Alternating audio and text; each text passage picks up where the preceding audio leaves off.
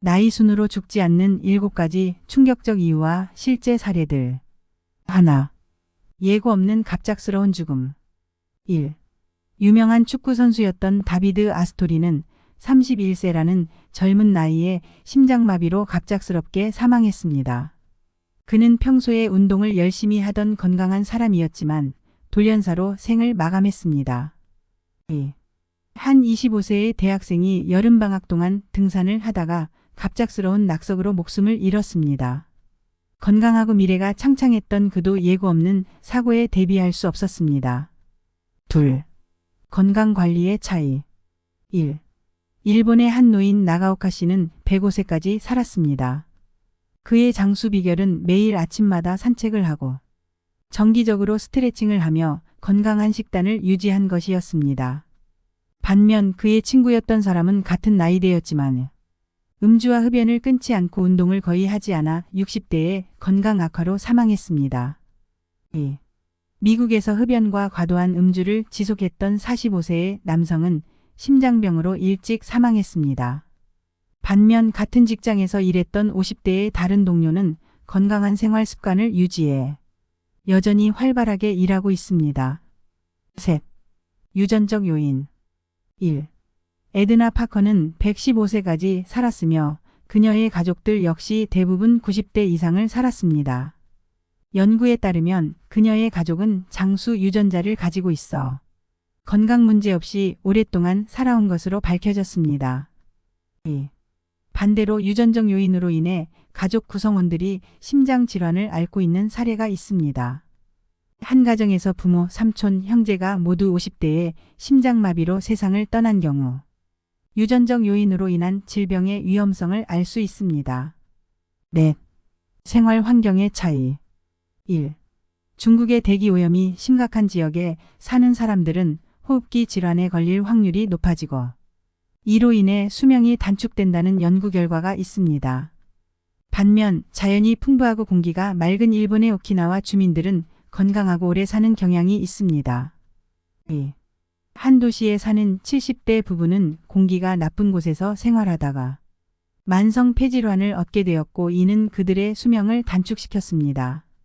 반면 시골로 이주한 친구들은 맑은 공기를 마시며 건강을 유지하며 더 오래 살고 있습니다. 5. 불확실한 운명의 잔인함. 1. 40대 초반의 한 여성은 평소에 건강한 생활을 유지했음에도 불구하고 갑자기 암 진단을 받았습니다. 예기치 못한 이 상황은 그녀의 가족에게 큰 충격을 주었으며 건강한 생활 습관이 항상 수명을 보장하는 것은 아님을 보여줍니다. 2. 한 젊은 아버지는 행복한 가정을 이루며 살고 있었지만 출근길에 교통사고로 인해 갑작스럽게 세상을 떠났습니다. 운명은 누구도 예측할 수 없으며 나이나 건강과는 무관하게 갑작스러운 일로 인생이 바뀔 수 있습니다. 6. 사회적 스트레스와 감정적 요인. 1. 한 연구에 따르면 대기업 임원들 중 상당수가 만성적인 스트레스로 인해 고혈압이나 심장병에 시달리고 있으며 이로 인해 평균 수명이 단축되는 경향이 있습니다.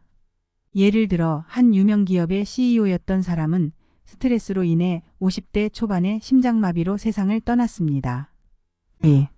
반면 작은 가게를 운영하며 스트레스 없이 소박한 삶을 산 70대 남성은 건강한 신체 상태를 유지하며 장수하고 있습니다.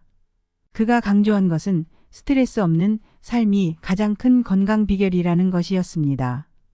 7. 경제적 격차. 1. 미국의 한 지역에서 경제적 어려움으로 인해 의료 서비스에 접근하지 못한 60대 남성은 당뇨병으로 인해 합병증이 발생해 조기 사망했습니다.